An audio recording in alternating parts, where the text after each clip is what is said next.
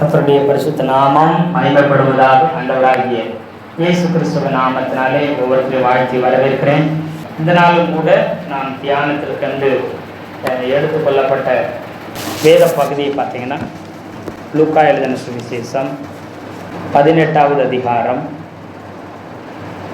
1 8வது வசனம் வரைக்கும் வாசிக்க போகிறோம். உபத்திரவத்தில் பொறுமையோடு கூடிய ஜெபம். உபத்திரவத்தில் பொறுமையோடு கூடிய ஜெபம், அதை குறித்து நம்ம பார்க்க போகிறோம். இந்த ஒருத்தர் வாசிக்கலாம். லூக்கா 18வது அதிகாரம் 1 வாசிக்கலாம். சோர்ந்து போகாமல் எப்பொழுதும் ஜெபம் பண்ண வேண்டும் என்பதை குறித்து அவர்களுக்கு அவர் ஒரு உவமையை சொன்னார். அல்லேலூயா.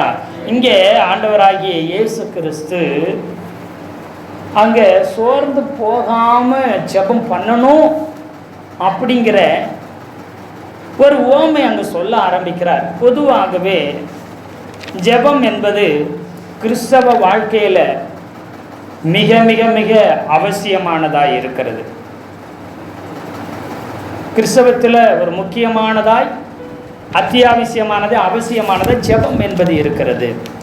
ஜெபத்திற்குன்னு பிரத்யட்சமாய் நாம் என்ன செய்ய நேரங்களை ஒதுக்கி நாம் ஜெபித்து கொண்டிருக்கிறோம். நல்லது. அந்த டைம் வந்தால் மட்டும்தான் ஜெபிப்போம்னு இல்லாதபடிக்கு கர்த்தர் ஆவியானவர் எப்பெல்லாம் உணர்த்துகிறாரோ அப்போவெல்லாம் நம்ம ஜெபத்தில் போய் என்ன செய்யணும், அவர் சமூகத்தில் அமர்ந்திருந்து கர்த்தரோடு கூட நம்ம பேசி உறவாட வேண்டும். அல்லேலூயா. ஜெப வாழ்வு என்பது மிகவும் அவசியமானதாய் இருக்கிறது. ஜெபத்துக்கு நாம் போகும் பொழுது எப்பயுமே எப்படி போகணும்னா, தைரியமாக உரிமையோடு போய் ஜெபத்தில் உட்கார வேண்டும். தயங்கி போய் ஒரு நாள் நம்ம ஜெபத்தில் உட்காரவே கூடாது. நாம் ஜெபத்தில் எவ்வளவுக்கு எவ்வளவு தேவ சமூகத்தில் உட்கார்ந்து அவரோடு கூட உறவாடுகிறோமோ அவ்வளவு தேவன் தம்மை வெளிப்படுத்துகிறார். தேவனை அறிகிற அறிவு அதிகமாய் நமக்கு கர்த்தர் உண்டாக்கி தருகிறார். அல்லேலூயா. அதிகாலையில் நாம் ஜெபிக்கிறது மிகவும் அவசியமானது. புதிய கிருபைகளை பெற்றுக்கொள்ளுகிறது மாத்திரமில்லை, புதிய வெளிப்பாடுகளையும் அதிகாலை ஜெபங்களிலே நாம் பெற்றுக்கொள்ள முடியும். புதிய கிருபைகளும் புதிய வெளிப்பாடுகளையும் கர்த்தருடைய சன்னதியில் நாம் பெற்றுக்கொள்ள முடியும். எப்பயுமே பாவி என்கிற அந்த நிலைமையில் நாம் ஜெபத்துக்கு போகாமல், தகுதி இல்லை அப்படிங்கிறதுக்காக அப்படின்னு நினச்சிட்டு நாம் ஜெபத்தில் போகாமல், அதை விட ரொம்ப முக்கியம், எனக்கு தேவை இருக்குது அதனால் நான் ஜெபத்தில் கேட்க வந்திருக்கனே அப்படிங்கிற நிலைமையில நாம் என்ன செய்யக்கூடாது, ஜெபத்துக்கு போகக்கூடாது. ஜெப வேலை என்பது புகார் கடிதம் கொடுப்பதும் விண்ணப்பம் கொடுப்பதும், தேவைக்காக இயேசுவை சந்தித்து ஜெபத்தில் போய் அவர்கிட்ட கேட்கறது மட்டும்தான் ஜெபம் நினைக்கக்கூடாது. ஜெபம் என்பது அப்பா கூட பிள்ளையாகிய நான் என்ன செய்ய போகிறேன், பேச போகிறேன், உறவாட போகிறேன்னு உரிமையில் அன்பில் வருகிறது தான் ஜெபம். இல்லை என்று சொன்ன கடமைக்கு செய்யப்படுகிறது எல்லாமே அது ஜெபமாய் ஆகாது. அல்லேலூயா. எதை ஜெபம் பண்ணி ஆகணும், வேறு வழியில் நான் கிறிஸ்தவனாக இருக்கிறேன் என்று சொல்லி கடமைக்கு போய் உட்காருவது அமர்வது அல்ல. அப்படி நாம் ஜெபிப்பது அது நமக்கு கொஞ்ச நாளில் அது சலிப்பையும் விரக்தியும் கொண்டு வந்து விடும். அல்லேலூயா. அல்லேலூயா.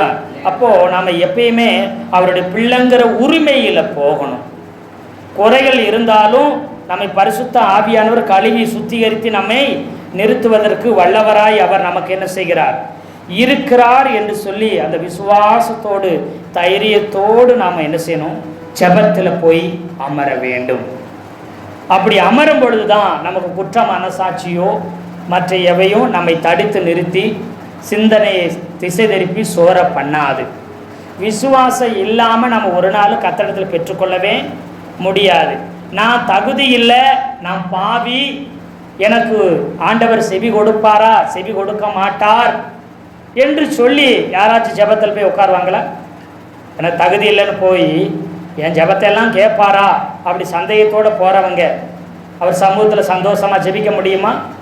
தொடர்ந்து ஜெபம் பண்ண முடியுமா? முடியாது. காரணம் என்ன? நாம் பாவி, தகுதி இல்லை, என் ஜெபத்தையெல்லாம் கர்த்தர் கேட்பாரா அப்படின்ட்டு போகிறோம். அதனால தான் நாம் தொடர்ந்து நம்மால் ஜெபிக்க முடியவில்லை. ஜெபத்தில் பிரேக் வருது, தடை வருது, சோர்வு நமக்கு வருது. காரணம் இதுதான். அதனால் நம்ம தகப்பன் கிட்ட போகிறோம், நான் தகப்பன்கிட்ட உறவாட போகிறேன்னு சொல்லி என்ன செய்யணும்? உரிமையோடு போகணும். ஆதியாகம புஸ்தகத்தில் 4வது அதிகாரம் 26வது வசனத்தை ஒருவர் வாசிக்கலாம். சேத்துக்கு ஒரு குமாரன் பிறந்தான். அவனுக்கு ஏனோஸ் என்று பெயரிட்டான். அப்பொழுது மனுஷர் கர்த்தருடைய நாமத்தை தொழுது கொள்ள ஆரம்பித்தார்கள். பாருங்க, தனித்து போய் ஆண்டவராகிய இயேசு கிறிஸ்துவை நாம் தொழுது கொள்ள வேண்டும். கர்த்தரின் நாமத்தை தொழுது கொள்ள ஆரம்பித்தார்கள் என்று சொல்லி என்ன செய்து இங்கே சொல்லி இருக்கிறது. பழைய எபிரேய மொழியில் மொழிபெயர்த்துள்ளாங்க. ஒருத்தர் மொழிபெயர்த்திருக்கிறாரு. அவர் கர்த்தரின் நாமத்தை தொழுது கொள்ள என்பதை கர்த்தரை சந்திக்க ஜனங்கள் ஆரம்பித்தார்கள் என்று சொல்லியிருக்கிறது. பழைய எபிரேய மொழிபெயர்ப்பில் தொழுது கொள்ள ஆரம்பித்தார்கள் அப்படின்னா நம்ம ஆராதிக்க துதிக்க ஆரம்பித்தாங்க அப்படின்னு நம்ம பல விதத்தை நினைக்கிறோம். ஆனால் பழைய எபிரேய மொழியில் அது என்ன அர்த்தத்தை சொல்லுதான்? ஜனங்கள் இவர் பிறந்ததுக்கு அப்புறம்தான் கர்த்தரை சந்திக்க ஆரம்பித்தார்கள், கர்த்தரோடு கூட இடைபட ஆரம்பித்தார்கள். கர்த்தரை சந்திக்கிறது, கர்த்தரோடு இடைபடுகிற நேரம் எதுனா அது ஜெப வேலை. அல்லேலூயா சொல்லுங்களேன். அல்லேலூயா. ஜெப வேலை என்பது தேவனை சந்திக்கிற நேரமாய் இருக்கிறது. உங்கள் நண்பர்களை நீங்கள் எவ்வளவு அதிகமாய் சந்திக்கிறீர்களோ அவ்வளவு அதிகமாக நெருங்கி காரியங்களை பரிமாறிக்கொள்கிறீங்க. எல்லாத்த விட நண்பர்கிட்ட நிறைய நேரம் செலவிடுவீங்க. ஏன்னா எவ்வளோக்கெவ்வளோ நெருங்குறீங்களோ, எவ்வளோக்கெவ்வளோ அவங்கள சந்திக்கிறீங்களோ அவ்வளோக்கெவ்வளோ உங்கள் மனசை விட்டு எல்லாத்தையும் வெளிப்படுத்துவீங்க. ஒளிவு மறைவு இல்லாமல் எல்லாவற்றையும் என்ன செய்வீங்க? வெளிப்படுத்துவீங்க. அல்லேலூயா. ஆமாம், அதுபோல தான் உங்கள் தகப்பனாகிய ஆண்டவர்கிட்ட போய் கர்த்தருடைய சமூகத்தில் போய் எவ்வளவுக்கு எவ்வளோ நீங்கள் ஆண்டவர் சமூகம் போகிறீங்களோ, எவ்வளவுக்கு எவ்வளோ ஆண்டவர் நீங்கள் சந்திக்கிறீங்களோ அவ்வளவுக்கு அவ்வளோ உங்கள் இருதயத்தை கர்த்தரிடத்தில் நீங்கள் என்ன செய்ய திறந்து கொடுக்க முடியும். அதே போல் கர்த்தரும் தானியேலுக்கு ரகசியத்தை கர்த்தர் வெளிப்படுத்துகிற காரணம், அவர் 3 வேளையும் ஜெபம் பண்ணினார். அதிகமாய் ஜெபத்திலே தன் வாழ்நாளை கழித்திருந்தார். எத்தனை பேர் ஆமேன்னு சொல்றீங்க? அரசாங்க பதவி இருந்தாலும் பொறுப்பு இருந்தாலும் எல்லாம் இருந்தாலும் ஜெபத்திற்கென்றே தன் வாழ்க்கையை பிரத்யட்சமாய் அவர் அர்ப்பணித்திருந்தார். அதனால அதிகமான வெளிப்பாடு. பழைய ஏற்பாட்டின் வெளிப்படுத்தின விசேஷம் என்று சொல்லப்படுகிற புஸ்தகம் எதுன்னு கேட்டீங்கன்னா அது தானியேல் தீர்க்கதரிசன புஸ்தகம் தான். சின்ன அதிகாரம், வெறும் 12-14 அதிகாரம் தான் இருக்கிற மாதிரி இருக்கலாம், 12 அதிகாரம் தான் இருக்கிற மாதிரி, ரொம்ப சின்ன புக்கு மாதிரி இருக்கலாம். ஆனால் பழைய ஏற்பாட்டின் வெளிப்படுத்தின விசேஷம், நடக்க போகிற காரியங்களே எப்படி வெளிப்படுத்தின விசேஷம், இனி வரப்போகிற காரியங்களை ராஜ்யங்களை வெளிப்படுத்துச்சோ சின்ன புஸ்தகமாக இருந்தாலும் அல்லேலூயா அதை ஒரு வெளிப்படுத்தின விசேஷமாக மறைபொருள் சத்தியம் நிறைந்ததாய் யாருக்கும் வெளிப்படுத்தாத சத்தியத்தை தானியேலுக்கு வெளிப்படுத்தின காரணம் அவர் அதிகமாய் ஜெபிக்கிற மனிதனாய் இருந்தார். அப்படின்னு என்ன அர்த்தம்? அதிகமாய் தேவனோடு கூட தேவனை அதிகமாய் சந்திக்கிறவர், தேவனோடு அதிகமாய் இடைபடுகிறவர். தேவனும் தன்னுடைய இருதயத்தை அவருக்கு திறந்து காண்பித்தார். எத்தனை பேர் ஆமீன் சொல்றீங்க? அல்லேலூயா. எவ்வளவுக்கு எவ்வளோ நெருங்கி பழகிறோமோ அவ்வளவுக்கு எவ்வளோ தங்களுடைய எல்லா காரியங்களையும் சிநேகிதர்கள் வெளிப்படுத்துவாங்க. அது போல தான் இங்கே நாம் அவர் சமூகத்தில் நெருங்க நெருங்க நெருங்க கர்த்தர் எல்லா மறைபொருள்களையும் கர்த்தர் நமக்கும் வெளிப்படுத்துவார். தன்னுடைய இருதயத்தை அவர் திறந்து காண்பிப்பார். அல்லேலூயா. அதான் இயேசுநாதருடைய மார்பில் சாய்ந்த யோவானுக்கும் புதிய ஏற்பாட்டில் வெளிப்படுத்தின விசேஷத்தை வெளிப்படுத்தின காரணம், இருதயத்தை திறந்து காண்பிக்கிற காரணம். தேவன் அன்பாய் இருந்தார். தேவன் எப்படி இருந்தார்? அன்பாய் இருந்தார். அதே போல அன்பின் அப்போஸ்தலனா யார் மாறினது? யோவான். அன்பு, தேவனே அன்பா இருக்க, நான் அன்பா இருப்பேன், அன்பு அன்பு அன்பு அன்புன்னு சொல்லி என்ன செய்தார்? முற்று முடிய தேவனை போல என்ன செய்தார்? அன்புள்ளவராய் தன்னை மாற்றிக்கொண்டார். எப்பொழுதும் அவருடைய சமூகத்திலே தன்னை என்ன செய்தார்? ஒப்பு கொடுத்தார். பத்மி தீவுல அவர் நாடு கடத்தப்பட்ட பொழுதும் தனிமைப்படுத்தப்பட்ட போதும் அதிகமாக யாரிடத்துல நேரம் செலவழித்தாரு? ஜெபத்தில், தேவனோடு கூட, ஆண்டவரோடு கூட, இயேசு கிறிஸ்துவோடு ஜெபத்தில் நெருங்கி நெருங்கி நெருங்கி பழகினார். அல்லேலூயா. அந்த உபத்திரமும் அவருக்கு இன்பமாய் மாறினதுக்கு காரணம் என்ன? அந்த தண்டனையை கூட, அந்த தனிமையை கூட அது தேவனோடு கூட செலவிடுகிற நேரமாய், இன்பமாய் அவர் மாற்றிக்கொண்டார். எத்தனை பேர் ஆமென் சொல்றீங்க? ஆண்டவராகிய இயேசு கிறிஸ்துவும் அவர் சொல்றார் பாருங்க, பிதாவின் இடத்துல கண்டவைகளையும் கேட்டவைகளையும் தான் நான் உங்ககிட்ட பேசுறேன்னு சொல்றாரு. நான் எதுவுமே தானாவும் தனியாவும் நான் விரும்பினதை பேசலை, பிதாவிடத்தில் கண்டதை, பிதாவின் இடத்துல கேட்டதை தான் உங்ககிட்ட பேசுகிறேன்னு சொல்லுகிறார். இரவு முழுவதும் அதிகாலமே ஜெபம் பண்ணினார், இரவு முழுவதும் ஜெபம் பண்ணினார், சாயங்கால வேளையில் ஜெபம் பண்ணினார். இயேசுநாதர் அதிகமாய் ஜெபத்திலே தன்னுடைய வாழ்க்கையை செலவழித்தார். ஊழிய நாட்டிலும் அதிகமாய், ஊழியத்தை விட ஜெபிக்கிற நேரம் அதிகமாக இருந்திருக்கும். அல்லேலூயா. அப்போது அந்த நேரத்தில் எல்லாம் பிதா அநேக காரியங்களை காண்பித்தார். பிதா இந்த நாளில் அதிகாலையில் அவர் இருட்டோடு போய் ஜெபம் பண்ணி கொண்டிருக்கிறார். பிதாவாகிய தேவன் இயேசு கிறிஸ்து காண்பிக்கிறார், இந்த நாளிலே இப்படிப்பட்ட குஷ்டரோகி வருவாங்க, இப்படி வியாதிப்பட்டவங்க வருவாங்க, இப்படிப்பட்ட நிலைமையெல்லாம் வரும் அப்படின்னு காண்பிக்கிறார். அது மாத்திரமல்ல, இப்படிப்பட்ட அற்புதங்களை, அதிசயங்களை நீ என்ன செய்யணும்னு சொல்லுகிறார். அல்லேலூயா. எப்படி பேசணும், எப்படி நடக்கணும், என்ன செய்யணும், பிதா ஒவ்வொரு நாளும் கற்றுக் கொடுத்து கொண்டிருக்கிறார். எத்தனை பேர் ஆமேன்னு சொல்றீங்க? ராத்திரி வேலையில் போய் செபிக்கிறார், பிதாவே உமக்கு நன்றி, நீங்க சொன்ன மாதிரியே நீங்க காண்பித்ததையும் நீங்க சொன்னதையும், ஆமே, நான் கேட்டதையும் கண்டதையும் அப்படியே கற்றுக் கொடுத்தேன், அப்படியே செய்தேன் என்று ராத்திரி வேளையில் பிதாவின் இடத்துல போய் நன்றி சொல்லி செபிக்கிறார். அல்லேலூயா. எத்தனை பேர் ஆமேன்னு சொல்றீங்க? அப்போ இயேசு கிறிஸ்து தானா எதுவும் செய்யல, எல்லாமே பிதாவின் சித்தத்தின்படியே அவர் செய்து முடித்தார். அப்போ நாமும் ஜெபத்துல நெருங்கி நெருங்கி நெருங்கி கிட்டி சேர வேண்டியது மிகவும் மிகவும் அவசியமா இருக்கிறது. அல்லேலூயா. ஆமே, சோதர பாருங்க, ஜெபத்தில் 2 காரியங்கள் உண்டாகும். நீங்கள் ஜெபம் பண்ணிக்கிட்டே இருப்பீங்க, திடீர்னு பார்த்தீங்கன்னா சில நேரங்களில் வார்த்தையை வாசிக்கவும் தியானிக்கவும் ஆவியானவர் ஏவுவார் உங்களை. ஜெபம் பண்ணிக்கிட்டு இருக்கும்போதே நீங்கள் தொடர்ந்து ஜெபந்தான் பண்ணுவீங்கன்னு இல்லை, ஜெபிக்கும் பொழுது திடீர்னு பைபிள் வசனத்தை ஆண்டவர் ஞாபகப்படுத்தி அந்த பைபிள் எடுத்து படிக்க சொல்லுவார், வாசிக்க சொல்லுவார், மனப்பாடம் பண்ண சொல்லுவார், தியானிக்க சொல்லுவார், குறிப்பு எடுன்னு சொல்லி ஆவியானவர் ஏவுவார் ஜெபம் பண்ணிக்கிட்டு இருக்கும்போதே. அல்லேலூயா சொல்லுங்களேன். ரொம்ப முக்கியமாக அதை செய்வார். திடீர்னு அந்த வசனத்தை காண்பிச்சு மனப்பாடம் பண்ண வச்சு அதிலே அப்படியே பாடலவும் கொடுத்துருவார். திடீர்னு பிரசங்கத்தை கொடுப்பாரு, திடீர்னு வெளிப்பாடை கொடுப்பாரு, திடீர்னு தீர்க்க தரிசனம் அந்த வார்த்தைன்னு சொல்லுவார். இந்த வார்த்தை தீர்க்க தரிசனம், இது நடக்க போகுதுன்னு சொல்லுவார். ஜெபிக்கும் பொழுது இது நடக்கும். சில நேரங்களில் ஜெபத்தில் இன்னொரு காரியம் நடக்கும். என்ன நடக்கும்னா, அந்நிய பாஷையிலே பல மணி நேரம் என்ன பேசி, அந்நிய பாஷை பேசி பேசி அபிஷேகத்தில் நிரம்பியிருக்க ஆவியானவர் நடத்துவார். அல்லேலூயா சொல்லுங்களேன். ஜெபத்தில் இந்த 2 காரியம் மிக முக்கியமாக நடக்கும். ஒன்று, ஜெபிக்கும் பொழுதே ஆவியானவர் உந்தி தள்ளி பைபிளை படி, தியானி, மனப்பாடம் பண்ணு, எழுது, குறிப்பேடு, வெளிப்பாடோ தீர்க்க தரிசனமோ பாடலோ ஏதோ கர்த்தர் உண்டு பண்ணுவார். ஜெபம் பண்ணிட்டு இருக்கும்போது டக்குன்னு இதை சொல்லுவார், ஐயா நான் ஜெபம் பண்ணிட்டு இருக்கிறேனே, திடீர்னு இப்போ போய் எப்படி பைபிள் படிக்கிறது? நிறைய பேருக்கு சந்தேகம் வந்துடும். என்னடா அது ஜெபம் பண்ணிட்டு இருக்க, திடீர்னு பைபிள் படிக்க தோணுது, திடீர்னு ஒரு பாடல் எடுத்து பாட தோணுது, என்னடா இப்படி மைண்டு டைவர்ட் ஆகுதுன்னு நம்ம தப்பாக நினச்சிட்டு, இல்லை நான் ஜெபந்தான் பண்ணுவேன், இல்லை நான் ஜெபந்தான் பண்ணு, கொஞ்ச நேரம் சோத்திரமோ அப்படி சோறு வந்துடும்.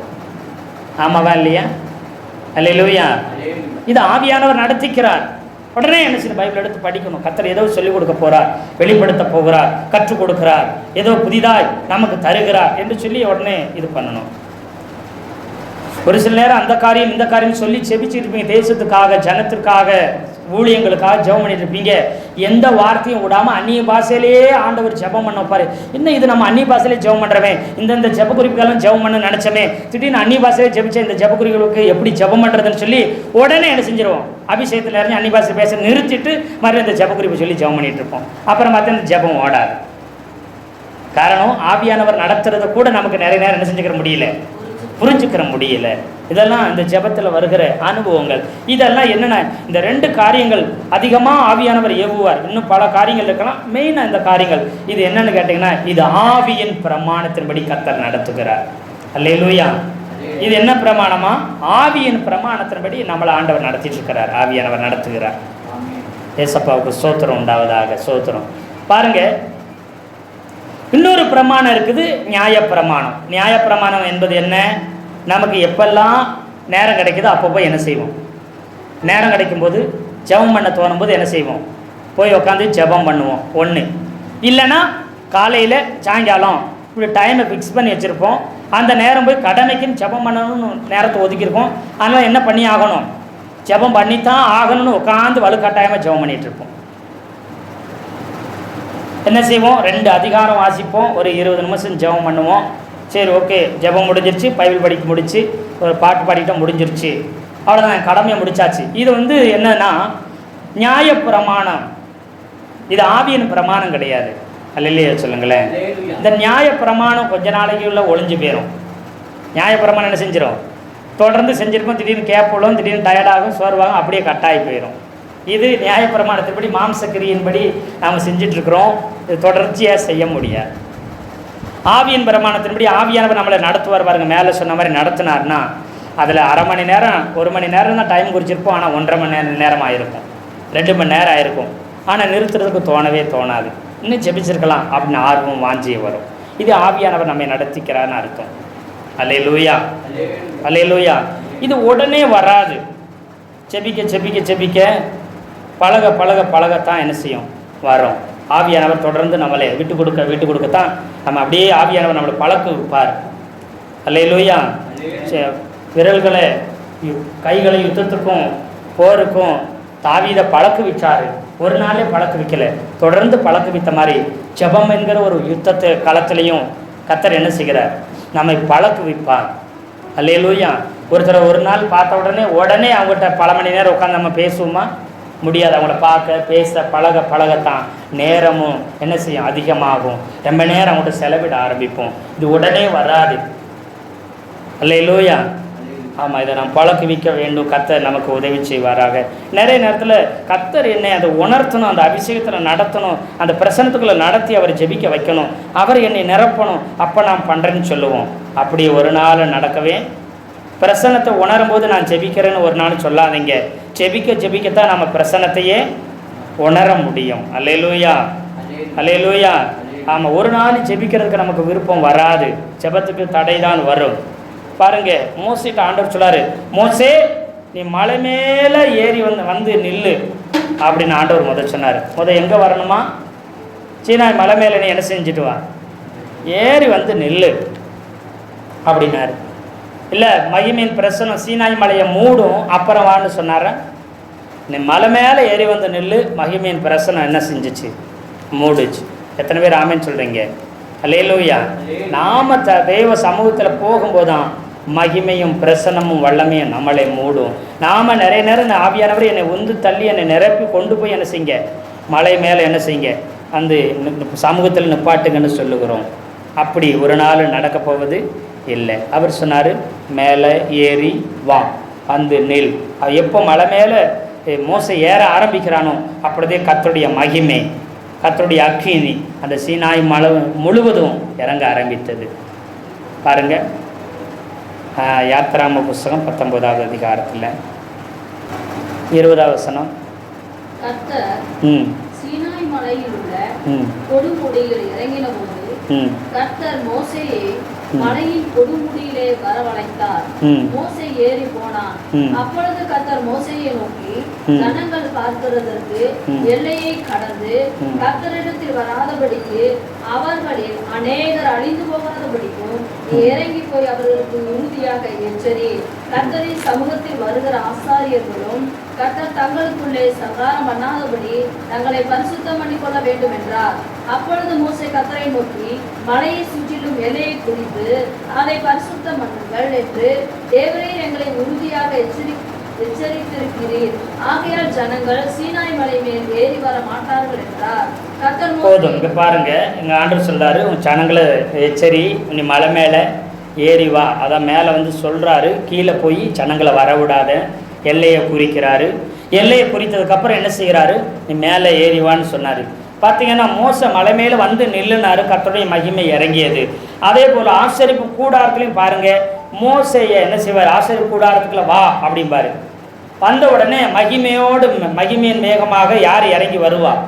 மோசே ஆசரிப்பு கூடாரத்தில் போன உடனே மகிமையின் மேகம் கூடாரத்தை மூட ஆரம்பிச்சதுன்னு பைபிளில் வசனம் அதிகமாக இருக்கும். எத்தனை பேர் ஆமேன்னு சொல்கிறீங்க? அப்போது நாம் வந்து தேவ சமூகத்தில் ஜெபிக்கும் போது தான் கர்த்தருடைய மகிமை என்ன செய்யும், இறங்கி வரும், நிரப்பும், வெளிப்பாடு உண்டாகும். இல்லை என்னை நிரப்புங்க, நான் வந்து உங்கள் சமூகத்தில் ஜெபிக்கிறேன்னா அது ஒரு நாளும் நடக்க போகிறது இல்லை. சரி, இங்கே நாம் ஒரு உவமையை வாசித்தோம், சோர்ந்து போகாமல் செபிப்ப. அதாவது உபத்திரத்தில் என்ன செய்யணும், பொறுமையோடு என்ன செய்யணும், கூடிய ஜெபத்தை குறித்து நம்ம வாசித்தோம் முதல்ல. அல்லேலூயா. ஏன் இதை வாசித்தோன்னா, இப்போ ஜெபத்துக்குரிய ஒரு சில அடிப்படையான காரியங்களை ஒரு சில தான் நம்ம இப்போ பார்த்தோம். இப்போ ஆண்டவர் என்ன செய்கிறாருன்னா, உபத்திரவமும் உனக்கு இருக்கும், அந்த உபத்திரவத்தில் என்ன செய்யணும், பொறுமையோடு கூட ஜெபிக்கணும். நாம் நல்லா இருக்கும்போது ஜெபிப்போம், சந்தோஷமாக இருக்கும்போது ஜெபிப்போம், ஆசீர்வாதமாக இருக்கும்போது ஜெபிப்போம், நல்ல மனநிலையில் இருக்கும் பொழுது, நல்ல வாழ்வு உண்டாயிருக்கும்போது நாம் என்ன செய்வோம், ஜெபிப்போம். ஆனால் உபத்திரவத்திலும் பொறுமையோடு இருந்து என்ன செய்யணும். உபத்திரவத்தில் ஒரு சிலர் என்ன செய்வாங்க, கோபத்தில் எரிச்சலில் பொறுமை இல்லாமல் ஜெபம் பண்ணிடுவாங்க. எப்படி ஜெபம் பண்ணாங்க, ஆண்டவரே என்னை பார்க்குறீங்களா, இருக்கீங்களா, இவ்வளோ கஷ்டம் வந்துருச்சு, இவ்வளோ பிரச்சனை ஆயிடுச்சு அப்படின்னு சொல்லி என்ன செய்வாங்க, பாருங்க ஆண்டவரே ஏன் என்னை கண்டுக்கறல, என்னை விட்டுட்டீங்களா அப்படியெல்லாம் என்ன செய்வாங்க. உபத்திரவத்தில் சீசர்கள் கூட என்ன செய்வாங்க, ஐயரே, அது ஒரு ஜெபந்தான், ஐயரே நாங்கள் மடிந்து போதும் உமக்கு, நாங்கள் சாகுறோம் உங்களுக்கு கவலை இல்லை, நாங்கள் சாகுறது உமக்கு கவலை இல்லைன்னு ஜெபம் பண்ணுறாங்க, ஆண்டவர்கிட்ட போய் விண்ணப்பம் பண்ணுறாங்க. அங்கே நிறைய நேரத்தில் உபத்திரவத்தில் வர்ற ஜெபமெல்லாம் இப்படி தான் என்ன செய்யும் இருக்கும். அல்லேலூயா. ஆமாம் பாருங்கள், அதனால தான் அந்த இந்த உவமை உபத்திரவத்தில் பொறுமையோடு கூடிய ஜெபந்தான் மிகவும் முக்கியமானது. இதில் யோபு செபிக்கும் பொழுது அவர் எப்படி ஜெபம் பண்ணுறார், யோபு 2வது அதிகாரத்தை திருப்பிங்க, யோபு 2வது 10வது வருஷம்.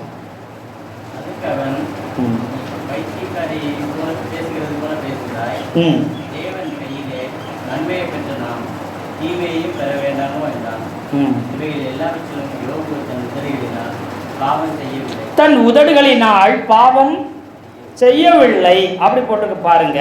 இங்க 1:21 நிர்வாணியாய் தன் தாயின் கர்ப்பத்திலிருந்து நிர்வாணியாய் அவ்விடத்துக்கு திரும்புவேன். கர்த்தர் கொடுத்தார், கர்த்தர் எடுத்தார், கர்த்தருடைய நாமத்திற்கு ஸ்தோத்திரம். கர்த்தர் கொடுத்தார், கர்த்தர் எடுத்தார், கர்த்தருடைய நாமத்திற்கு ஸ்தோத்திரம் என்று சொல்லி அவங்க என்ன செய்கிறான், அவன் ஸ்தோத்திரம் பண்றான். கர்த்தர் கொடுத்தாரு, கர்த்தர் எடுத்தார். அவனுடைய அறிவின்படி, யோபுவினுடைய தேவ மனிதனுடைய அறிவின்படி கர்த்தர் அனுமதிக்காம இது என்ன செஞ்சிருக்காது, நடக்காது.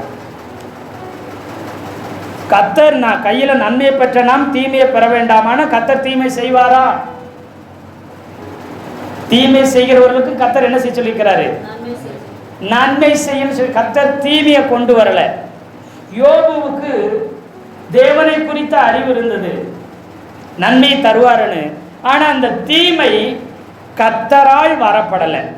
கர்த்தர் அனுமதிச்சிருந்தாலும் தீமையை கொண்டு வருகிறது யாரு, பிசாசானவன், சாத்தானவன் தீமையை கொண்டு வர்றான். கர்த்தர் என்னைக்காச்சும் நமக்கு தீமை செய்வாரா? ஒரு நாள் ஒரு. அவர் நல்லவரும் நன்மை செய்கிறவருமா இருக்கிறார். அவரிடத்துல தீமை என்பது இல்லவே இல்லை. எத்தனை பேர் ஆமென் சொல்றீங்க? ஒருவேளை நாம பாவம் செய்து அதனால தீமையை அனுபவிப்போம், இல்லைன்னு சொன்னா நன்மை செய்து பாடு அனுபவிக்கிறோமா, அந்த தீமை என்ன செய்து நம்ம, அது யாரால வருது, சத்துருவால பிசாசால வருகிறது. தேவனால ஒருபோதும் நன்மையை தவிர தீமை வருவதே இல்லை. அப்போ இங்க எல்லாத்தையும் இழந்து கர்த்தர் கொடுத்தார். கர்த்தர் கொடுக்கறதுக்கும் அவருக்கு அதிகாரம் இருக்கு, எடுக்கிறதுக்கும் அவருக்கு அதிகாரம் உண்டு. நிதானமாய் செபிக்க வேண்டும். ஒரு சில நேரத்தில் நிதானம் இழந்து நாம் என்ன செய்து விடுகிறோம், செபித்து விடுகிறோம். ஆனால் அப்போ இங்க சொல்றாரு, இந்த உவமையை மறுபடியும் வாசிக்கும் பொழுது 18 லூக்கா 18:1 வாசிங்க. சோர்ந்து போகாதீங்க, எப்பொழுதும் ஜெபம் பண்ண வேண்டும் என்பதை குறித்து அவர்களுக்கு அவர் ஒரு உவமையை அவர் சொல்றாரு. வாசிங்க. ஒரு பட்டணத்திலே ஒரு நியாயாதிபதி இருந்தான். அவன் தேவனுக்கு பயப்படாதவனும் மனுஷனை மதியாதவனுமாய் இருந்தான். அந்த பட்டணத்திலே ஒரு விதவியும் இருந்தாள். அவள் அவரிடத்தில் போய், எனக்கு என் எதிராளிக்கும் இருக்கிற காரியத்தில் எனக்கு நியாயம் செய்ய வேண்டும் என்று. எனக்கும் என் எதிராளிக்கும் இருக்கிற காரியத்தில் என்ன செய்யணும், நியாயம் செய்ய வேண்டும் என்று சொல்லி அவ என்ன செய்றா, அவற்றை அந்த அநீதியுள்ள நியாயாதிபதியிட்ட போய் நியாயத்தை கேட்கிறாள். அவன் தேவனுக்கு பயப்படலை, மனுஷனை மதிக்காதவன். அந்த பட்டணத்தில் ஒரு விதவை இருந்தா அவனிடத்துல போய் எனக்கும் என் எதிராளிக்கும் இருக்கிற காரியத்தில் எனக்கு நியாயம் செய்ய வேண்டும் என்று விண்ணப்பம் பண்ணுகிறாள். அவ என்ன விண்ணப்பம் பண்ணுகிறா? இவ எந்த அநியாயமும் செய்யலை. இந்த விதவை என்ன செய்யலை? எந்த அநியாயம் செய்யலை. அவர் சொல்லுகிற வார்த்தையிலே நல்லா கவனிச்சு பார்த்தீங்கன்னா, எனக்கும் என் எதிராளிக்கும் இருக்கிற காரியத்தில் எனக்கு என்ன செய்யுங்க, நியாயம் செய்யுங்க. அப்படின்னா என்ன அர்த்தம்? என்னுடைய பக்கம் என்ன இருக்குது? நியாயம் இருக்கிறது. ஆனா என்னுடைய எதிராளியானவன், இன்னைக்கும் நமக்கு எதிராளியாக பிசாசு அவன் நியாயமாக நம்மகிட்ட வந்து இது பண்றான், அநியாயமாய் என்ன செய்கிறான், அவன் என்ன செய்கிறான், வந்து பிரச்சனை பண்ணி கொண்டிருக்கிறான். அதனால எனக்கு என்ன செய்யுங்க, நியாயம் செய்யுங்கன்னு சொல்லி விண்ணப்பம் பண்ணினாள். ஒரு நாள் 2 நாள் அல்ல, வெகு நாள் வரைக்கும் அவனுக்கு மனதில்லாது இருந்தது. ரொம்ப நாள் அவன் நியாயம் செய்யறதுக்கு அவனுக்கு மனசே, ஏன்னா இவனும் யாரு தான், ஒரு அநீதி செய்கிறவன், அநீதி உள்ள மனிதன். அவனுக்கு பேரே அநீதி உள்ள நியாயாதிபதி. அவன் ஏன்னா தேவனுக்கு பயப்பட மாட்டான். தேவனுக்கு பயப்படாதவன் நியாயம் செய்ய மாட்டான். மனுஷனை மதிக்கலாமே, மனிதர்களை ஒரு பொருட்டா நினைக்காதவன். அவனிடத்துல போய் இந்த அம்மா போச்சுன்னா ஃபர்ஸ்ட் இந்த அம்மாவை மதிக்குமா? இந்த அம்மாவை மதிக்கவே இல்லை. அதுதான் ரொம்ப முக்கியம். மனுஷனை மதிக்காதவன் இந்த விதவை அம்மை அவ எப்படி மதிச்சிருப்பா? அதனாலதான் ரொம்ப நாள், வெகு நாள் வரைக்கும் இந்த அம்மா வந்து கேட்டுக்கொண்டே இருந்தாலும் எந்த பதில்களும் இல்லை. ஒரு பொருட்டாவே, ஒரு மனுஷியாகவே மதிக்கலை, கண்டுகொள்ளவில்லை. ஆனாலும் நான் அவமதிக்கப்படுகிறத அந்த அம்மா ஒரு நாளும் என்ன செய்யலை, பொருட்படுத்தவே இல்லை. தொடர்ந்து போய் கேட்டுக்கொண்டே இருக்கிறது. பாருங்க, வெகு நாள் யோசிச்சு பார்க்கறான். நான் அவனே சொல்றான் பாருங்க, நான் தேவனுக்கு பயப்படாதவன், மனுஷனை மதியாதவன். ஆனா என்ன இந்த விதவை கடவுளுக்கும் பயப்படலை, மனுஷர்களையும் மதிக்காதவன், இவன் ஒரு அநீதியான மனுஷன், இவங்கிட்ட என்ன நியாயம் கிடைக்கும் சொல்லி விட்டு விடாம எப்படி இவ இன்னும் என் மேல நம்பிக்கொண்டிருக்கிறா, இன்னும் என் மேல எப்படி நம்பிக்கை இருக்குது, நான் அவளை மதியாத பொழுதும் தேவனுக்கு பயப்படாத பொழுதும் இப்படிப்பட்ட என்னிடத்துல அவள் எதை எதிர்பார்த்து கொண்டிருக்கிறார், ஆனா என்னை இன்னும் நம்பிக்கொண்டிருக்கிறாளே என்பது அவனுக்கு ஆச்சரியமா இருக்குது. அவனுக்கு ஒரு உணர்த்துதலை உண்டு பண்ணுகிறது. அந்த விதவை என்ன செய்கிறா? இந்த விதவை என்னை எப்பொழுதும் தொந்தரவு செய்கிறபடியினால் 18:5 என்ன செய்றா? தொந்தரவு செய்கிறவன் இவள் அடிக்கடி வந்து என்னை இவளுக்கு நியாயம் செய்ய வேண்டும் என்று. அப்போ எப்போ வெகு நாள் ஆயிட்டாலும் இந்த அம்மா அடிக்கடி அப்படின்னு என்ன அர்த்தங்க? அடிக்கடி இந்த அம்மா வந்து நியாயம் செய்யுங்க நியாயம் செய்யணும் கேட்குது. ஒரு நாள் அல்ல, ஒரு மாசம் அல்ல, பல நாட்கள், வருஷம் கூட ஆயிருக்குமா தெரியல. ஆனா இந்த அம்மா மட்டும் சோர்ந்தே போகல, எனக்கு நியாயம் செய்யுங்கன்னு கேட்கறதுக்கு என்ன செய்யல. ஏன்னா அந்த பட்டணத்துக்கு நியாயாதிபதியே யாரு தான்? அவன் நல்லவனா இருந்தாலும் கெட்டவனா இருந்தாலும் யார் தான் நியாயம் செய்யணும்? அந்த நியாயாதிபதி தான் நியாயம் செய்யணும். அதனால என்ன செய்கிறாங்க, அவனை போய் தொடர்ந்து அடிக்கடி எவ்வளவு நாள் ஆனாலும் சரி விடாப்பிடியாய், அவளுக்கு உபத்திரம் இருக்குது, எதிராளி அவளை தொடர்ந்து நெருக்கி கொண்டு தான் இருக்கிறான். அடிக்கடி நியாயாதிபதிகிட்ட போய் கம்ப்ளைண்ட் பண்ணுறது எதிராளிக்கு தெரியாமையா இருக்கும்?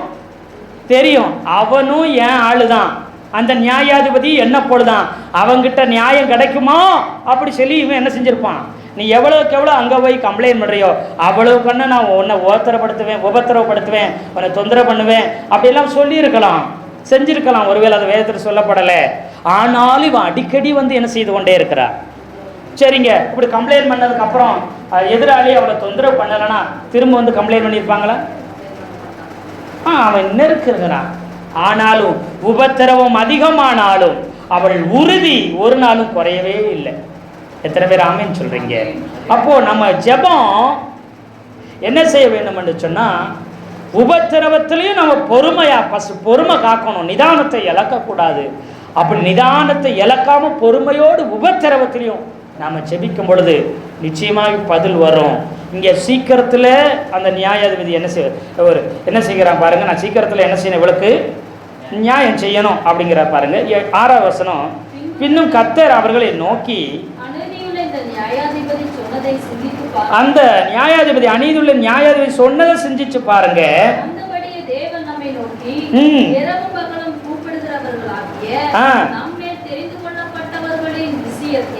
நீடிய பொறுமையுள்ளவராய் இருந்து அவர்களுக்கு நியாயம் செய்யாமல் இருப்பாரோ? சீக்கிரத்திலே அவர்களுக்கு நியாயம் செய்வார் என்று உங்களுக்கு சொல்லுகிறேன். ஆகிலும் மனுஷகுமாரன் வரும்போது பூமியிலே விசுவாசத்தை காண்பார் என்றார். காண்பாரோ. இங்க என்ன சொல்றாரு பாருங்க.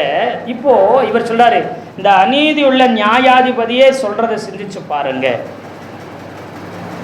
பாருங்க, ஒரு அநீதி உள்ள நியாயாதிபதியே இப்படி மாறுவான்னு சொன்னா கர்த்தர் சீக்கிரத்தில் உங்களுக்கு என்ன செய்வார்? நியாயம் செய்வார். நிறைய நேரத்தில் நம்ம ஜெபம் பண்ணி பார்த்துட்டு சோர்ந்து போய் விடுகிறோம். நிறைய நேரத்தில் என்ன செய்கிறோம்? ஜெபம் பண்ணிட்டு சோர்ந்து போயிடும். அப்புறம் இந்த ஜெபத்தை, இந்த ஓமையை படிச்சுட்டு நாம் நினைக்கிறோம், நாம் கெஞ்சி கெஞ்சி தொடர்ந்து கெஞ்சி கெஞ்சி கேட்டால் தான் யார் தருவா? அழுது புலம்பி கெஞ்சி தொடர்ந்து விடாப்புடியா கேட்டுக்கிட்டே இருக்கணும். அழுது கெஞ்சிக்கு என்ன செய்யணும் தான் வாங்கணும் அப்படின்னு இந்த ஜெபத்தை ஓமை படிச்சுட்டு நிறைய பேர் தவறாக புரிந்து கொள்கிறார்கள். அல்லேலூயா, அல்லேலூயா. நிறைய பேர் தவறா புரிஞ்சுக்கிறாங்க. ஆனால் நீங்கள் நல்லா கவனித்து நிதானமாய் அறிந்து கொள்ள வேண்டும். அந்த ஓமை அதை சொல்ல வரல. உபத்திரவத்திலையும் பொறுமையாக இருந்து என்ன செய்? ஜெபம் பண்ணிக்கிட்டு உன் ஜெபத்துக்கு சீக்கிரமாக ஆண்டவர் என்ன செய்வார்? உபத்திரவத்தை பார்க்காத, உன் பொறுமையை நீ ஒரு நாள் இழக்காத, உன் ஜெபத்தை நீ விடவே விடாதுன்னு சொல்கிறாரு. சோர்ந்து போகாமல் ஜெபம் பண்ணுங்கன்னு சொல்கிறாரு. அதை அங்கே ஆண்டவர் கற்றுக் கொடுக்குறாரு. ஏதோ ஆண்டவர் கையில் பதிலை வச்சுக்கிட்டு எல்லாம் அவர் கையில் வச்சுக்கிட்டு நீ அழுது அழுது கெஞ்சி ரொம்ப நாள் கேட்டால் தான் உனக்கு கொடுப்பேன் அப்படின்னு ஆண்டவர் உட்காந்துட்டு இருக்கிற மாதிரியும் நாம் விடாமல் அழுது கெஞ்சி ஆண்டவரே கொடுங்க, ஆண்டவரே கொடுங்க, எசப்பா கொடுங்க அப்படி கேட்டு தான் வாங்கணும். எது சும்மா ஈஸியாக வாங்கிட முடியாதுன்ற மாதிரி நம்ம தப்பு தப்பாக அந்த வசனங்களை கற்றுக்கொண்டு இருக்கிறோம். அப்படி அல்ல. எந்த நிலைமையிலும் உன் ஜெபத்தை மட்டும் விட்டு விடாத, சோர்ந்து மட்டும் போகவே போகாத. ஒரு பொல்லாத நியாயாதிபதியே பதில் செய்வானா? நல்ல ஆண்டவர், நல்ல தெய்வம், நீ செய்கிற ஜெபத்துக்கு நிச்சயமாக என்ன உண்டு? பதில் உண்டு. ஒரு பாருங்க, ஒரு உலகத்தில் பிரசித்தி பெற்ற ஒரு ஊழியக்காரர் இருந்தார். அவரோடு கூட ஒரு அசிஸ்டன்ட் பாஸ்டர் இருந்தார். அவர் 25 வருஷம் யாரோடு கூட இருந்தாராம்? இந்த பிரசித்தி பெற்ற ஊழியக்காரரோடு கூட ஊழியம் செய்தார். அவர் இவருக்கு ஒரு சம்பளம் மாதிரி 25 வருடமாய் அவர் கொடுத்து கொண்டிருந்தார். ஒரு நாள் அந்த பிரசித்தி பெற்ற ஊழியக்காரர் என்ன செய்துட்டார்னா, அவர் என்ன செஞ்சிட்டார்னா, அவர் ஓட்டத்தை முடிச்சிட்டாரு. அவர் இறந்து போயிட்டார். இப்போ ஊழியம் அவர் செய்த ஊழியம் முடிஞ்சிருச்சு. அவர் இறந்து போயிட்டார். இப்போ எப்படி ஊழியம் செய்ய? இந்த பெரிய பாஸ்டரோடு கூட 25 வருஷம் இருந்தோமே, அவர் 25 வருஷமாக சம்பளம் கொடுத்தாரே, குடும்பம் மற்ற எல்லா காரியங்களும் செய்தோமே, உடன் ஊழியராக இருந்தோமே, இப்போ தனியாக எப்படி ஊழியம் செய்வதுன்னு தெரியலையே என்று சொல்லி அவர் மிகவும் வருத்தப்பட்டு, இனிமேல் நான் வெளியில் போய் ஊழியம் செய்தால் மாத்திரமே என்னுடைய தேவைகள் சந்திக்கப்படும்னு சொல்லி முழுசாக ஊழியத்தை நம்பி இருந்தாராம். நம்பி ஜெபம் பண்ணி வெளியில் கிளம்பலான்னு சொல்லி ஆண்டவரோட சமூகத்தில் ஜெபம் பண்ணும்போது ஆண்டவர் சொன்னாராம், இல்லை இல்லை, நீ வெளியில் போய் ஊழியம் செய்ய வேண்டியதில்லை, நீ 1 வருஷம் என்ன செய்து கொண்டிரு, என் சமூகத்தில் உட்கார்ந்து ஜெபம் பண்ணி கொண்டு மாத்திரம் இருன்னாராம். பெரிய பிரசித்தி பெற்ற ஊழியக்காரர் கீழே இருக்கும்போதே தான் ஊழியம் செய்து தான் போஷிக்கப்பட்டேன். இப்போ அவரும் தலைமை பாஸ்டர் இல்லை, இறந்து போயிட்டாரு. இப்போ நான் தனியாக வெளியில் போய் ஊழியம் செய்தால் மாத்திரமே என்னுடைய தேவைகள் எல்லாம் சந்திக்கப்படுமே. அப்படி இருக்க நான் எப்படி சமூகத்தில் உட்கார்றது? இல்லை, நான் சொல்லுகிறத கேளு, என்ன செய்ய, சமூகத்தில் உட்கார்ந்துரு, அமர்ந்திருந்து செபினார். சரிங்க ஆண்டவரேன்னு சொல்லி 1 வருஷம் அவர் அமர்ந்திருந்து தேவ சமூகத்தில் செபிக்க ஆரம்பித்தார். அல்லேலூயா. பாருங்க, 1 வருடம் கழித்து அவர் சொல்றாரு, 25 வருஷம் பெரிய தேவ மனிதனிடத்தில் நான் ஊழியம் செய்தேன், பெரிய காரியம் ஒன்றும் நான் சாதித்தது இல்லை. ஆனால் இந்த 1 வருடத்தில் தேவ சமூகத்தில் அமர்ந்திருந்தேன், செபித்தேன். சொந்தமாக கர்த்தர் எனக்கு ஊழித்து போகிறதுக்கு ஒரு விமானத்தை எனக்கு வாங்கி கொடுத்தார் என்று அமெரிக்காவில் இருந்து அந்த ஊழியக்காரர் சாட்சி சொல்லுகிறார். உங்கள் பார்வை எது மேலே இருக்குதுங்க? வேலை செஞ்சால் வருமானம் வருது, இல்லை என் திறமையினால் வருமானம் வருது, இல்லை என்னுடைய அறிவினால தான் இது நடக்குது, இல்லை என்னுடைய உழைப்பினால, என் சம்பாத்தியத்தினால எனக்கு இவ்வளோ சொத்து இருக்குது, காடு தோட்டம் இருக்குது, வீடு வாடகைக்கு விட்டுருக்குறோம், இதனால தான் எனக்கு இவ்வளவு என் வாழ்க்கையை நடத்தப்படுதுன்னு உங்கள் பார்வை எது மேலே இருக்குது? அல்லேலூயா. இப்படியெல்லாம் நினச்சவங்க கொரோனா காலத்தில் பல மாதம் வேலை, எந்தவித வருமானமும் இல்லை, பேங்க் பேலன்ஸும் கையில் இல்லை. ஆனால் என்ன செய்யப்பட்டிருந்தோம்? போஷிக்கப்பட்டிருந்தோம். ஒரு நன்மையும் குறைவிட. கர்த்தரை தேடுறவங்க பட்டினியே ஒரு குறையும் இருக்காது. அப்போ அப்படி சொல்கிறீங்களே பாஸ்டர், அப்படின்னா நாங்கள் வேலைக்கெல்லாம் போக வேண்டியது இல்லையா? அப்படி சொல்ல வரல. கடுமையாக உழைக்கணும், வேலை செய்யணும், சம்பாதிக்கணும், எல்லாம் செய்யணும். ஆனால் முழுவதும் உங்களுடைய எதிர்பார்ப்பு, நம்பிக்கை, உங்கள் வாழ்க்கையின் அச்சாணியாக யார் தான் இருக்கணும்? ஆண்டவர் தான் இருக்கணும். எத்தனை பேர் ஆமீன் சொல்கிறீங்க? மனிதனையோ, தொழிலையோ, வருமானத்தையோ, சொத்தையோ, பிள்ளைகளையோ, சொந்த பந்தத்தையோ, பெற்றவங்களையோ, கணவனையோ, மனைவியோ முழுக்க சார்ந்து இவங்க தான் என் வாழ்க்கைன்னு ஒரு நாளும் இருந்து விடக்கூடாது. அல்லேலூயா, அல்லேலூயா. அப்போ யாரை முற்றிலும் நம்பி இருக்க வேண்டும்? கர்த்தரையே முற்றிலும் சார்ந்து இருக்க வேண்டும் என்பது இந்த ஊழியக்காரர் வாழ்க்கையில் இதுவரைக்கும் 25 வருடம் இந்த தேவ மனிதரையே சார்ந்திருந்தேன், அவர் தான் என் வாழ்க்கையின் ஆதாரமாக இருக்கலாம் என்று அவர் எதிர்பார்த்திருந்தார். அது இல்லைங்க. கர்த்தரே என்ன செய்தார்? ஒரு சில நேரத்தில் நம்ம ஜெபம் பண்ணுவோம், அந்த ஜெபத்துக்கு பதில் வரலன்னா உலகமே இடிஞ்சு விழுந்த மாதிரி நாம் என்ன செஞ்சுட்டு இருப்போம்? உட்கார்ந்து கொண்டு சோர்ந்து போய் இருப்போம். அங்கே தான் பிரச்சனையே ஆரம்பிக்கிறது. நாம் செபித்து கிடைக்கலன்னா அங்கே தான் நம்ம சோர்ந்து இடிந்து விழுந்து உட்காந்து கொண்டிருப்போம் பாருங்கள், அங்கே தான் பிரச்சனையே ஆரம்பிக்குது. நல்லா புரிஞ்சுக்குங்க, எவ்வளவு பிரச்சனை இருந்தாலும் சரி, கர்த்தர் நடத்துகிறாருங்கிற அறிவு இருந்துச்சுன்னா நாம் ஒரு நாள் சோர்ந்தே போக மாட்டோம். அல்லேலூயா. ஆமாம், சோத்திரம். பாருங்கள், லூக்காவில் ஒரு வசனத்தை சொல்லும் பொழுது இப்படியாவது அந்த வசனம் சொல்லி பாருங்களேன். 11வது அதிகாரம் 11வது வசனத்தில், உங்களில் தகப்பனாய் இருக்கிற ஒருவனிடத்தில் மகன் அப்பம் கேட்டால் அவனுக்கு கல்லை கொடுப்பானா? மீனை கேட்டால் மீனுக்கு பதிலாக பாம்பை கொடுப்பானா? அல்லது முட்டையை கேட்டால் அவனுக்கு தேலை கொடுப்பானா? பொல்லாதவர்களாகிய நீங்கள் உங்கள் பிள்ளைகளுக்கு நல்ல ஈவுகளை கொடுக்க அறிந்திருக்கும் போது பரம பிதாவானவர் தம்மிடத்தில் வேண்டிக் கொள்ளுகிறவர்களுக்கு பரிசுத்த ஆவியை கொடுப்பது அதிக நிச்சயம் அல்லவா என்று சொல்லாரு. பொல்லாதவர்களே நீங்க எதை கொடுக்குறீங்க?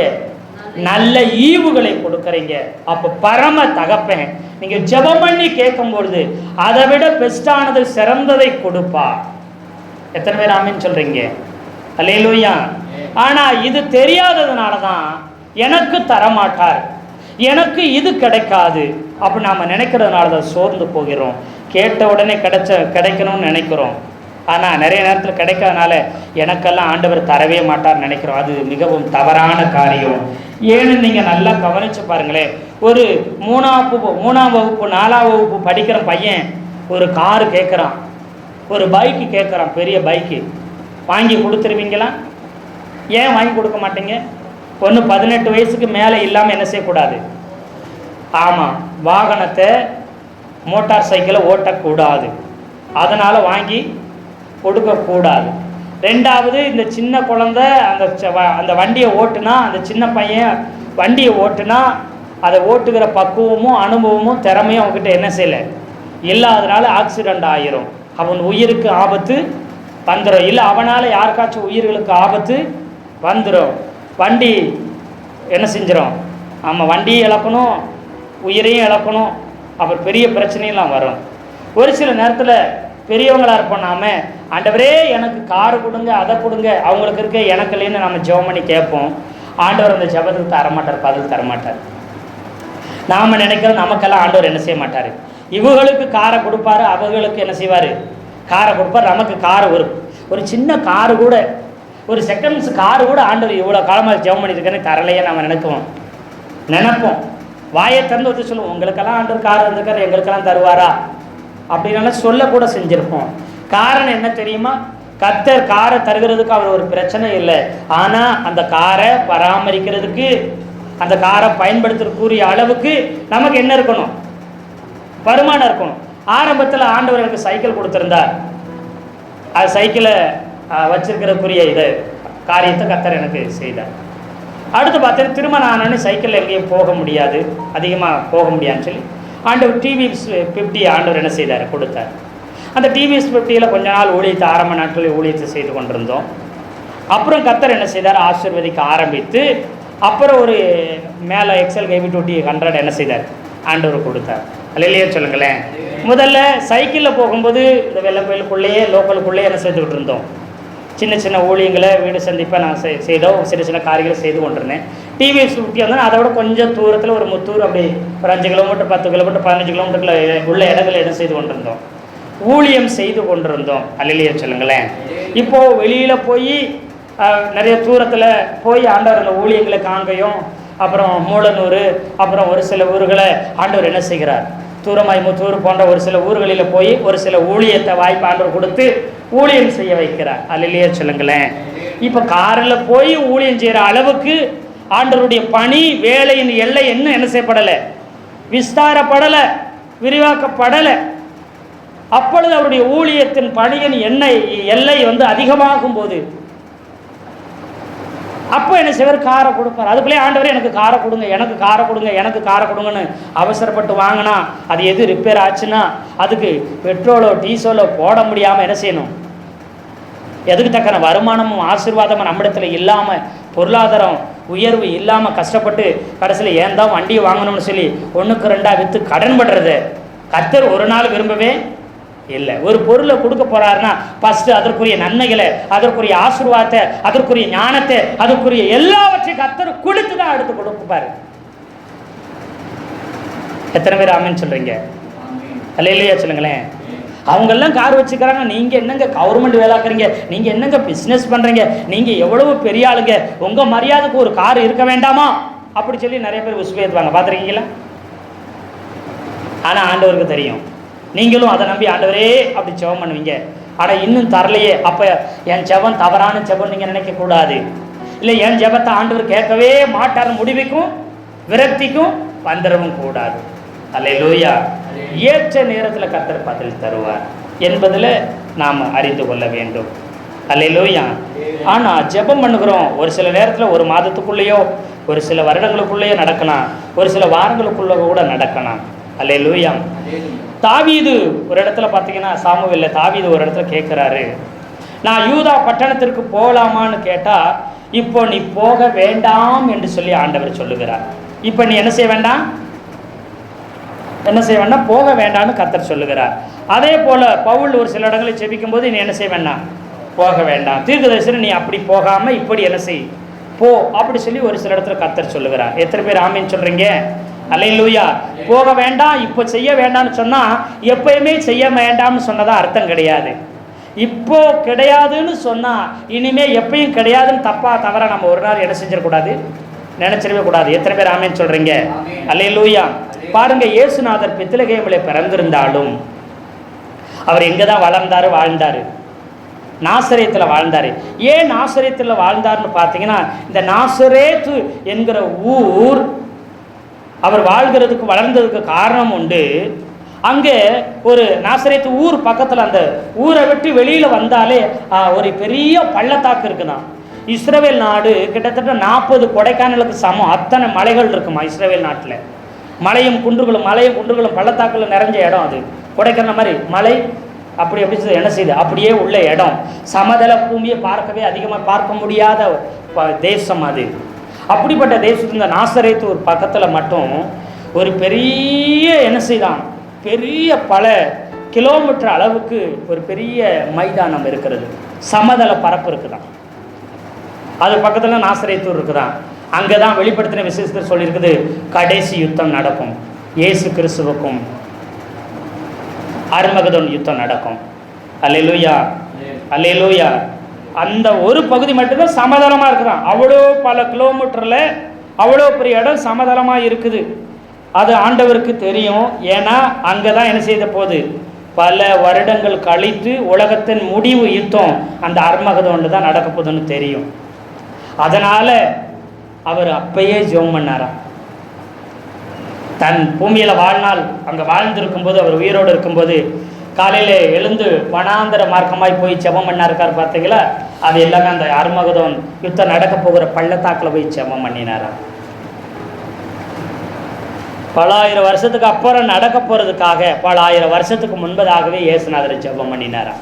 அவர் ஜெபம் பண்ணி என்ன செய்கிறார், காத்து கொண்டிருக்கிறார். ஆமாவா இல்லவா? இல்லையா? அல்லேலூயா. இயேசுநாதரே தன் ஜெபித்து அதற்காக காத்து கொண்டிருக்கிறார் என்று சொன்னான். நாம் காத்திருக்கிறதுல ஒரு நாளும் தப்பே இல்லை. ஆனால் பல வருஷங்கள், பல ஆயிரம் வருஷம் ஆயிரம் நீங்கள் ஒரு நாள் நினைக்க வேண்டியதில்லை. சீக்கிரமாய் கர்த்தர் பதில் தருவார். அப்படித்தாங்க சொல்லியிருக்குது. அந்த 18:8 சொல்லுது, சீக்கிரத்திலே அவர் உங்களுக்கு நியாயம் செய்வார் என்று சொல்லுகிறார். எத்தனை பேர் ஆமேன்னு சொல்றீங்க? அல்லேலூயா, அல்லேலூயா. ஆமை சோத்திரம். கர்த்தர் ஆதியும் மந்தமும் அறிந்திருந்த ஆண்டவராகிய இயேசு கிறிஸ்து அந்த அர்மகதோன் யுத்தத்திற்காக சாத்தான் சேனைக்கும் கர்த்தர் ஆகிய இயேசுவின் சேனைக்கும் அதே இடத்துல யுத்தம் நடக்க போது முழு உலகமும் அந்த இடத்துல கூடி வந்து நின்று யுத்தம் நடக்க அந்த கடைசி யுத்தத்திற்காக அவர் முன்னமே வேண்டிக் கொண்டார். அவருடைய ஜெபமும் இன்னும் பெண்டிங்கில் தான் என்ன செய்யுது இருக்குது. அல்லேலூயா சொல்லுங்களேன். இயேசுநாதருடைய ஜெபம் பெண்டிங்கில் என்ன செய்கிறது இருக்கிறது. அல்லேலூயா. எத்தனை பேர் ஆமென் சொல்றீங்க? அப்படின்னு சொன்னா நம்முடைய ஜெபத்துக்கு கர்த்தர் நிச்சயமா ஜெபத்தை கேட்கிறவர், சீக்கிரமாய் பதில் தருவார் என்பதில் எந்தவித சந்தேகமும் இல்லை. எத்தனை பேர் ஆமென் சொல்றீங்க? அதனால ஜெபத்துல உங்களுக்கு சோர்வே வராது. என்னுடைய ஜெபம் நிச்சயமா கேட்கப்படும், நிச்சயமா பதில் வரும். காலம் தாழ்ந்தாலும் வருடங்கள் கடந்தாலும் பதில் என்பது நிச்சயமாக உண்டு. என்னுடைய ஜெபம் தேவனுடைய சித்தத்தின்படி அது நியாயமானதாக இருக்குது. அது எவ்வளவு வருடம் ஆனாலும் எவ்வளவு காலமான நிறைவேறும் என்று சொல்லி அந்த விசுவாசம், அந்த நம்பிக்கை உங்களுக்கு இருந்துச்சுன்னா எத்தனை உபத்திரம் வந்தாலும் எத்தனை குழப்பம் போராட்டம் வந்தாலும் நீங்கள் உறுதியாய் ஜெபம் பண்ணுவீங்க. உங்கள் ஜெபத்தில் ஒரு நாள் சோர்வு வரவே வராது. கர்த்தர் தாமே இந்த வார்த்தையில் கொண்டு நம்மை ஆசீர்வதிப்பாராக. ஆமென், ஆமென். சோத்திரம்.